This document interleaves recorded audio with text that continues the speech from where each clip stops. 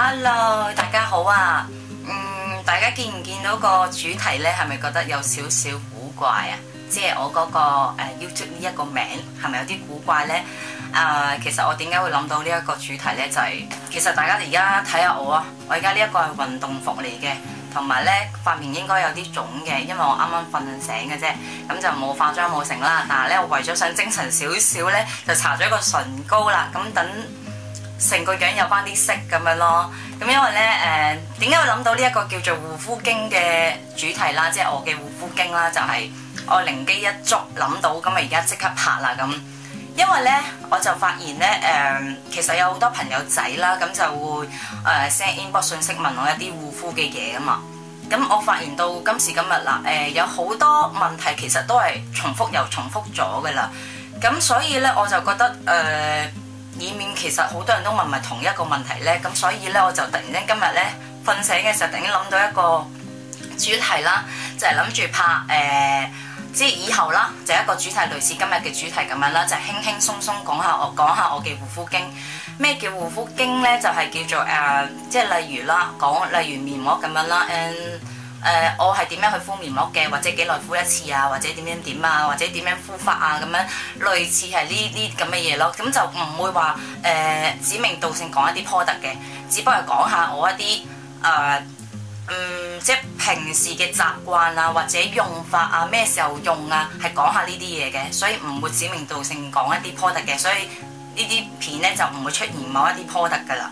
咁就純粹係講下嘅啫。咁如果大家覺得係無聊嘅話咧，咁就可以同我講咯。咁但係我希望呢啲片都講下我嘅習慣，等大家了解下，咁大家都可以明白我嘅護膚係點樣咯。因為其實Facebook 咧 inbox 信息都好多人問我嘅，即係淨係面膜都問咗好多次，好多人問我諗應該超過100幾200人問過噶啦，即係喺 inbox 信息度。咁所以我發現啲問題真係好重，即係好重複去問，即係每一個唔同嘅人問嘅嘢都係差唔多，咁所以我就會覺得不如我開個主題，咁就一次過講啦，等大家了解下咯，好冇？咁好啦，我哋今日就叫做第一次試下呢一個方式去拍呢啲片，去分享下咯。咁就希望大家中意睇啦，咁就輕輕鬆鬆咁樣睇下我嘅講嘢啦。雖然我講嘢唔係好叻咁樣，同埋又唔好聽把聲，咁但係希望我嘅分享，我嘅心得會幫到大家啦。咁好啦，我哋而家開始啦。咁今日嘅主題呢，就係想講我嘅面膜經嘅。咁大家都知道啦，我係一個面膜狂啊嘛。如果大家有睇我 Facebook 嘅話呢，應該都知噶啦。我係一個超愛敷面膜嘅，連我身邊啲朋友呢，都起咗個花名俾我嘅，叫我做 Marsling。係啦，呢一個係我個朵嚟嘅，就係因為我好中意敷面膜，咁所以我英文名而家個英文名嘅朵叫 Marsling。就因為我中意敷面膜，屋企嘅面膜應該都超過100盒噶啦，其實都咁，所以呢，大家嚟到我啲朋友嚟到我屋企都知道我一定係最中意嘅嘢就係面膜啦。咁所以我諗住係啦，今次第一次分享嘅呢，就係講我嘅面膜啦，希望大家會啱睇啦，好冇？咁而家首先講下啲無聊嘅先。我啱啱望住鏡頭先發現，哎呀冇化妝呢，條眉呢呢度好古怪啊！好似後邊呢個位好似冇毛咁咯，因為呢個位呢唔夠色啊，大家可以睇到，係啦。哎呀，唔理啦，而家開始啦。第一個問題係咩呢？就係我有寫低嘅，係啦，我有喺簿度寫低嘅，綜合咗啲人最多人問我嘅問題啦，就係你幾耐敷一次面膜嘅呢？咁樣呢一個問題真係好多人問我。如果你有睇開我 Facebook 嘅話，追開我 Facebook 嘅話呢，你就應該會知道我係一個日日都會敷面膜嘅人嚟嘅，即係例如春夏秋冬，無論咩時候都好，我日日都敷嘅，即係唔會好似啲人話啊，冬天好乾喎，我冬天先會日日敷，夏天唔會咁樣，但係我唔係嘅，我係每一日都會日日敷嘅，無論咩天氣都好。咁我有咩時候係唔敷面膜呢？咁就係我嗰日病咯，我嗰日病咗啦，感冒發燒啊，燒到完全唔想喐啊嗰啲咧，咁我咪唔敷咯。或者我嗰日頭痛到，即係嗰一刻我想敷面膜嘅時候，我頭痛啊咁樣，痛到我真係黐孖筋啊咁咪唔敷咯。即係因為冇心機敷啊嘛。或者我嗰日好唔開心啊，唔開心到真係乜都唔想做啊嗰日咧，咁咪唔敷咯。如果冇呢啲時候嘅話，我根本係日日都一定會去敷佢嘅，無論幾夜都好，我都係會敷佢嘅。係啦，第二個問題咧就係咁你日日敷，咁係敷啲咩面膜嘅咧？咁我日日敷面膜啊，其實我敷嘅面膜咧有9.9%咧都係保濕嘅，係啦，都係保濕嘅面膜嘅。美白嘅面膜我係極少去敷嘅，即係都會敷，咁但係咧就好少敷嘅。我幾乎都係即係可能一個月裏邊30日有29日都係敷緊呢一個保濕嘅咯。係啦，咁有時可能都真係會有一個月都有3日嘅，咁但係真係少啲咯個機會就，我真係日日敷嘅面膜就係有關保濕嘅面膜啦。第三個問題呢就係面膜可以日日敷嘅咩？咁其實我都講過噶啦，其實面膜係可以日日敷嘅，咁但係呢係睇下你敷啲咩面膜咯。咁例如啲咩面膜可以日日敷係一定可以敷嘅呢？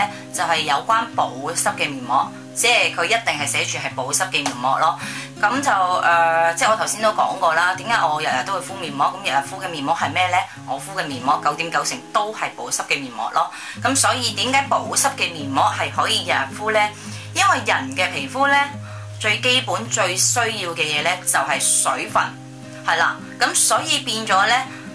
水分嘅面膜根本上我哋嘅皮膚係需要噶嘛，每一日都咁，所以其實根本日日敷咧，佢都唔會帶嚟刺激嘅，因為我哋本身嘅皮膚好需要呢樣嘢嘅，每日都需要嘅。咁有啲咩面膜係唔可以日日敷咧？咁啊，例如美白嗰啲咯，或者即係叫做特別嘅護理嘅面膜啊，即係例如美白咁呢叫特別噶嘛，係咯。咁你美白呢啲咧，咁就唔可以日日敷，因為點解咧？點解佢可以美白到咧？咁啊，因為佢入邊嘅成分咧係一定係比較刺激少少，佢先可以令到你嘅皮膚美白到噶嘛。咁所以咧，如果你皮膚又即係例如好似我咁，我係一個敏感性偏光嘅人嚟嘅，咁皮膚又脆弱咁樣，即係我諗香港人啦，好多人唔係話香港人啊，應該係話時下呢一個現代嘅人咧。我諗佔咗好多人咧，皮膚都係屬於敏感嘅，即係好容易敏感啊，或者你本身已經係天生係敏感皮膚啊呢啲咁嘅問題嘅。咁所以如果你已經係經常去敷一啲比較刺激嘅面膜嘅話咧，其實係反而會破壞咗你本身嘅皮膚嘅細胞啊。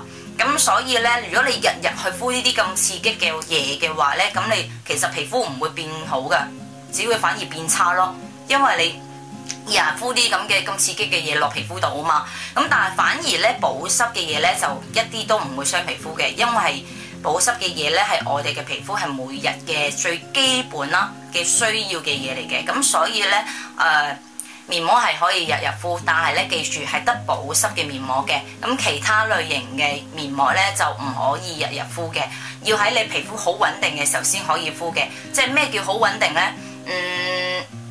我當啦，如果你要敷呢一個美白嘅面膜啦，咁你敷美白嘅面膜係咩時候去敷呢？我自己嘅習慣呢，就係，如果我嗰日我嘅皮膚好乾嘅話呢，我係一定唔會敷美白嘅。咁我一定會敷咗呢啲敷咗一排啦，或者幾日啦，或者1個禮拜啦咁樣，敷咗啲保濕嘅面膜先，確保我嘅皮膚係一啲都唔乾，唔會甩皮啊，又唔會乾嘅時候呢，我先會敷美白嘅。點解呢？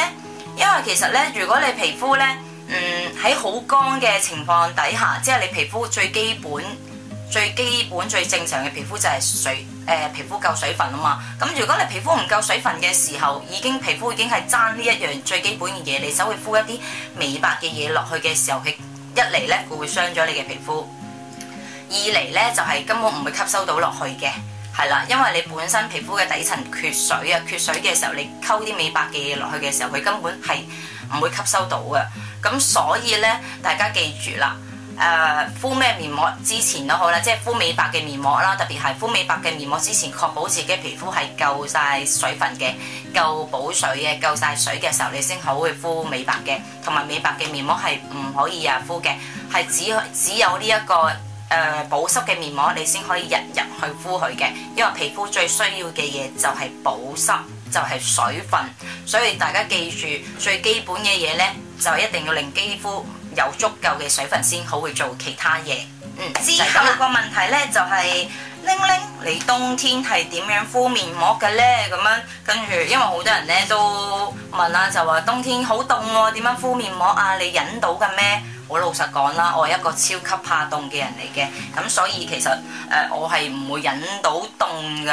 咁但係我冬天係點樣敷面膜呢？如果有睇我 Facebook 嘅話呢，應該都知噶啦。咁就係我都教過好多人啦。如果有睇我 Facebook 嘅話，就係我沖涼嘅時候敷。點樣為之沖涼嘅時候敷呢？就係當然啦，沖涼之前呢就要洗面啊，落晒妝啊，落晒所有嘢，跟住之後呢，我就會拎塊 mask 去廁所噶啦，跟住之後呢，就除晒所有衫之後呢，就會搭一塊面膜落塊面度啦，搭落塊面膜之後呢，就會開水沖涼噶啦，咁啊唔理噶啦，只要係咁沖，只要沖完出到嚟啦，即係沖完差唔多你都係10分鐘左右沖涼啦，如果唔洗頭嘅話咁你沖完涼之後呢，咁啊出到要抹身嘅時候呢，我就成塊面膜呢就會掹咗佢噶啦。咁啊掹咗佢之後呢，咁啊抹身之後呢，就着翻件衫，係啦，我就係咁樣去敷嘅冬天。因為一嚟呢，就係可以敷面膜嘅時候唔使咁凍啊嘛。二嚟呢，其實呢，因為廁所有呢一個水蒸氣啊嘛，咁有呢個熱嘅水蒸氣呢，咁令到我哋嘅皮膚啦，呢個循環啦，叫做循環好啲啦，加速我哋嘅血液循環好啲啦，咁會令到我哋嘅面膜更加容易吸收啲嘅。因為冬天呢，天氣好凍啊，咁所以呢，其實呢，有好多時呢，搽啲咩嘢都好，面膜都好啦，都好難吸收嘅。所以你沖涼嘅時候一邊敷面膜嘅時候，因為佢有水蒸氣呢，就會令到你嘅血液循環行得好啲啦，個人暖啲呢，咁個面膜都容易吸收啲嘅。咁二嚟呢，同埋可以一舉兩得啊嘛。我沖完涼就敷完噶咯喎，唔使沖完涼出到嚟先再喺坐喺度敷15分鐘或者10分鐘咁樣咯，咁慳時間咯。咁所以呢，我冬天呢就係咁樣敷面膜嘅，最經常都係咁敷噶啦。真係冬天嘅話呢，真係咁樣敷咯。咁仲有一樣嘢呢，就係呢一樣嘢咯，呢一個就係呢一部機啦。呢一部機叫咩機呢？就係嗰啲水蒸氣機啊。咁即係即係你喺後邊嗰度啦，就入咗啲水落去啦，入完之後呢，咁呢度呢啲有開關掣噶嘛，咁跟住之後呢，就會向住佢呢，就會有啲水蒸氣出嚟嘅。咁即係如果你唔中意沖涼敷嘅話啦嚇，咁其實我真係好多數都係沖涼敷噶啦。咁呢就係用呢一個嘢咯。咁敷緊嘅時候呢，就會打呢嚿嘢喺度，擺呢嚿嘢喺度，咁啊叉住佢啦，擺呢嚿嘢喺度，跟住敷面膜嘅時候呢，就咁樣向住咁樣咯。等佢啲水蒸氣咁樣向住塊面，就等於你沖涼嘅時候有啲熱嘅水蒸氣咁樣嘅意思咯。咁就會令到你塊面咧就容易吸收啲啦。咁同埋咧就唔會咁凍啦。冬天嘅時候敷佢係啦。咁所以就係用呢啲咁嘅水蒸氣機咯。但係大家唔好問我呢部機喺邊度買啦。我呢部機咧其實都用咗好耐噶啦，應該都3年幾4年噶啦，我都唔記得咗喺邊度買啦。我記得個價錢咧就好似係300零400蚊，亞灣係呢個數啦，係啦，好似係唔過500蚊嘅。咁但係我用咗好耐噶啦，所以我唔記得咗喺邊度買啦。咁其實出邊都有好多類似呢啲嘅，咁所以大家可以自己去揾下啦。同埋呢啲機有啲咩用咧？就係頭先講咗啦，一係咧就係對我敷面膜嘅時候會向住佢咁敷啦，令到我快啲吸收啲啊，好吸收啲啊，咁同埋唔會咁凍啊嘛。同埋咧，佢仲有一個作用嘅就係即係如果有啲人咧要去黑頭嘅話咧，咁用呢啲咁嘅蒸面機有幫助嘅。咁即係例如我之前介紹嗰個 DMC 嗰個炭咁樣咧，咁就係點樣咧？我通常咧。即係唔係通常嘅，我好少會咁樣做咯。咁除非即係夏天我就一定唔會用到呢部機嘅。冬天呢，我好大機會都用到呢部機嘅，就係敷呢一個 DMC 嗰個黑炭嗰個去黑頭嘅面膜之前呢，我就會用呢部機。咁呢，特別係呢個鼻啦，呢個鼻位啦，咁樣跟住向住佢啦，咁就蒸幾耐呢？就蒸大概3至5分鐘度啦，蒸一陣嘅啫，唔會好耐。蒸呢，咁就令到我哋嘅皮膚啦。因為有熱力啊嘛，有熱力啊嘛，咁就令到我哋嘅毛孔咧就打開佢，咁打開佢之後咧，蒸咗3至5分鐘之後咧，咁就再敷嗰個 DMC 嘅面膜落塊面度，因為毛孔打開咗嘅時候咧，佢就令到我哋嗰啲黑頭咧，敷緊嗰個 DMC 嘅時候更加容易褪啲黑頭出嚟咯。咁所以呢部機其實都有咁嘅作用嘅，佢令到你皮膚打開嗰個毛孔啊嘛，咁就可以容易褪啲污糟嘢出嚟咯。咁啊，大家記住喎，敷個 DMC 嘅時候唔係話，我依家要講得清楚少少。你話我長期都係咁噶啦，記住唔係敷咗落去，敷落塊面嘅時候向住佢去吹，向住佢去蒸喎，係蒸咗佢未搭任何，即係洗面出到你未搭任何嘢之前咧，就蒸咗佢3至5分鐘，蒸完之後咧就熄咗部機佢，熄咗部機佢之後咧，先去搭嗰個 DMC 嘅黑洞膜落塊面度，係啦，唔係一邊蒸一邊搽咗嘢喺度。如果一邊蒸一邊搽咗喺度咧，就反而係反效果嘅。咁所以大家記住啦，呢啲機都幾好嘅，其實我都用咗咁耐啦，都冇壞過咯。之後最後一個問題咧，就係、都好多人問我噶啦，就係、你敷完面膜之後，仲使唔使搽其他嘢嘅咧？咁呢個問題都真係幾多人問我嘅喎，發現就係、我發現好多人同我做法都唔同啊！佢哋問得我呢個問題嘅話咧，其實都知道佢哋一係就唔知，二嚟咧就一定係冇搽啦咁。咁我咧就係、一定係會搽護膚品嘅，敷完之後點解咧？就係、我無論敷啲咩面膜都好咧，我係都一定會過清水嘅。咁我講下個次序係點樣做啦，就係、咁當然啦，你敷面膜之前咧就要洗乾淨咗塊面啦。如果你有化妝，一定要卸咗妝啦。卸咗妝之後就洗乾淨塊面啦。洗乾淨塊面之後咧，咁就會喺敷面膜之前咧，我就會用一啲化妝水啦，倒喺化妝面嗰度啦，咁輕輕抹一抹塊面啦，輕抹一塊面啦，向外抹啦。抹完之後咧就會打塊面膜落去嘅。咁我敷面膜嘅時間大概敷幾耐咧？咁啊大概敷10分鐘或者至到15分鐘嘅，永遠都唔會超時嘅，唔會超過15分鐘嘅。咁啊係呢個時間嘅，通常都係10分鐘左右咯，好少去到真係15分鐘㗎。咁敷完之後咧，我就會搣咗塊面膜佢噶啦。搣咗塊面膜佢之後咧，咁隻手乾淨噶嘛，咁我就會輕輕咁樣拍，好似我之前同大家分享過嘅護膚手勢咁樣啦。咁就拍，咁將嗰啲剩餘喺塊面度嗰啲精華咧，咁就將佢盡量拍翻啲入去啦。咁拍一陣嘅啫，唔使拍到完全話爽晒，唔使噶，即係大概真係拍1分鐘到嘅啫。拍完之後呢，我就會去廁所開水喉水，用清水，記住用清水，咁就潑塊面，潑到呢將啲剩餘咗喺度嘅面膜嗰啲精華呢就洗走晒佢。咁啊，大家記住喎，唔使用洗面奶嗰啲嘅，用清水就得噶啦。係啦，咁洗完沖晒出嚟之後呢，咁我就抹乾淨塊面啦。抹乾淨塊面之後呢，就做一個護膚嘅次序啦，就係化妝水啊、精華啊、面霜呢啲嘢啦。咁係啦，點解有啲人會問我點解你會沖咗佢？咁咪嘥咗呢？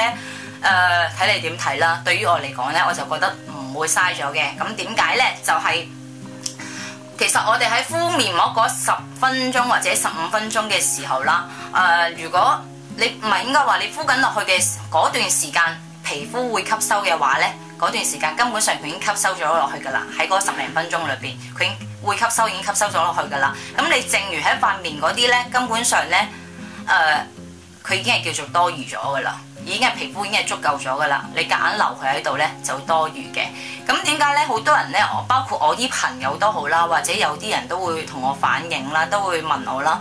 點解我敷啲面膜會生暗瘡嘅，會生粒粒嘅？點解你敷咩面膜都唔會嘅？咁就係因為爭在呢一步咯，就係因為我每次敷完面膜，我都一定要過清水嘅，過完清水之後重新做過一次自己嘅護膚步驟嘅。